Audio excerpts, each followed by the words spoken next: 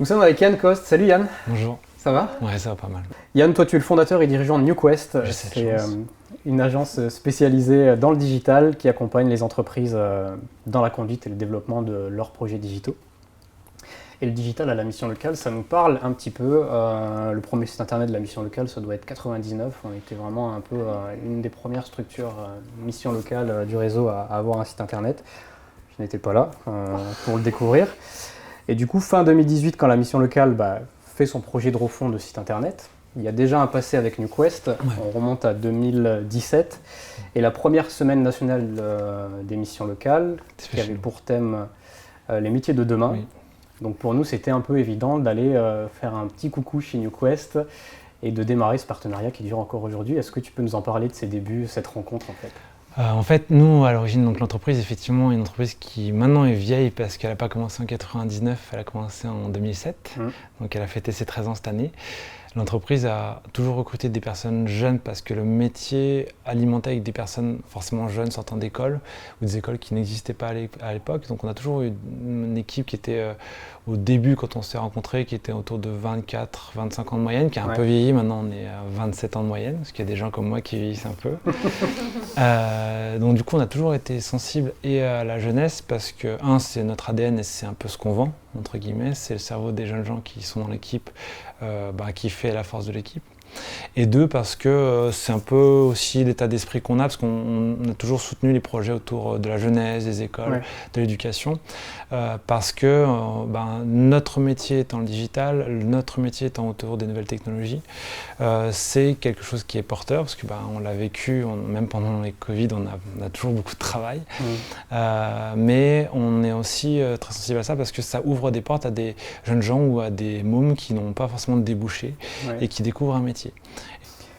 Ma question, c'est quand on s'adresse à un public 16-25, en l'occurrence jeune mission locale, quand on refait un site internet à destination de ce public, quels sont les critères un peu importants à prendre en compte ?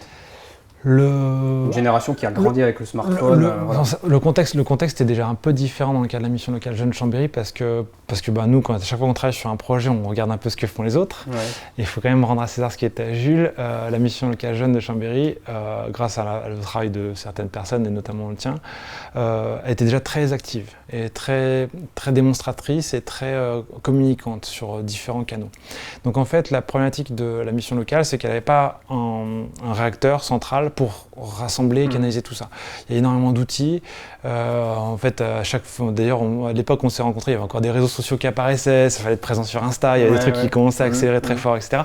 Donc déjà à l'époque, vous étiez déjà très attentif à ça, plus en plus la dynamique qu'il y avait. Et ce qui vous manquait, c'était un outil central qui permettait de canaliser tout ça, puis de canaliser, puis après de transformer.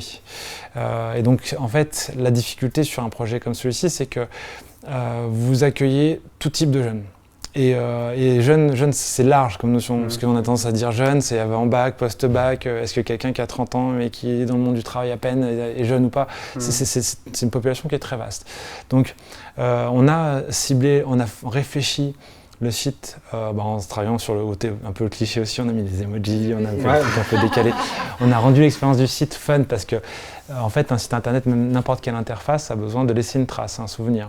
Donc si tu la rends pas vivante, pas animée, tu as un site, tu as une application, mais les gens se souviennent de la façon dont le petit oiseau Twitter tourne, de comment le chargement se fait, se souviennent de ça.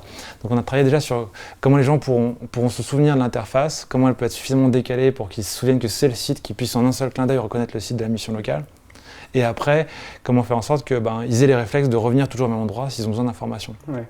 Et c'est le gros travail qu'on a fait avec vous parce qu'il fallait structurer déjà les données, parce qu'il y avait beaucoup de matière, il fallait la rendre accessible, il fallait aussi faire en sorte que les gens qui ont l'habitude de s'en servir ne soient pas perdus, parce que si tu fais un truc trop jeune, en gros un Snapchat qui change d'interface tous les jours, t'es perdu.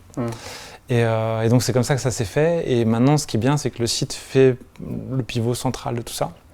Et après, même vous êtes quasiment autonome sur tout, c'est-à-dire que vous allez greffer vos réseaux sociaux, vos supports, vos méthodes de communication. Mais au moins, on a quelque chose de central qui après permet de canaliser les demandes et les besoins, parce qu'elles sont grandissantes apparemment, de ce que j'ai pu voir encore. et de les transformer en contacts différents, en approches différentes, en réponses différentes. Et c'était ça la difficulté. Donc après, bien évidemment, la population est jeune, mais on fait aussi cet amalgame de la population est jeune, donc sur smartphone, mais tous les mômes n'ont pas un smartphone aussi. Ouais. Et il y a aussi beaucoup de jeunes qui viennent à l'accueil ici parce qu'ils ne sont pas forcément équipés. Donc il a fallu travailler sur, oui, il faut que ce soit mobile friendly, mais aussi dès qu'on est sur mobile, si tu as un mobile qui n'est pas de dernière génération, on t'incite à venir, on te recommande, on essaie de te proposer des alternatives. Et c'est ça qui était intéressant dans l'exercice. Mais au final, non, c'est un site d'information. Rappelons aussi que souvent, il y a papa et maman qui sont derrière. Donc, on parle de 15-25, 15, pour avoir des mômes de cet âge-là autour de moi, même si je les conseille parce qu'ils me demandent de l'aide, ce sont papa et maman qui sont là pour regarder le site, etc. Donc, on ne peut pas se permettre d'être trop jeunes parce que ça va faire peur aux parents qui ont déjà du mal à communiquer avec leurs enfants.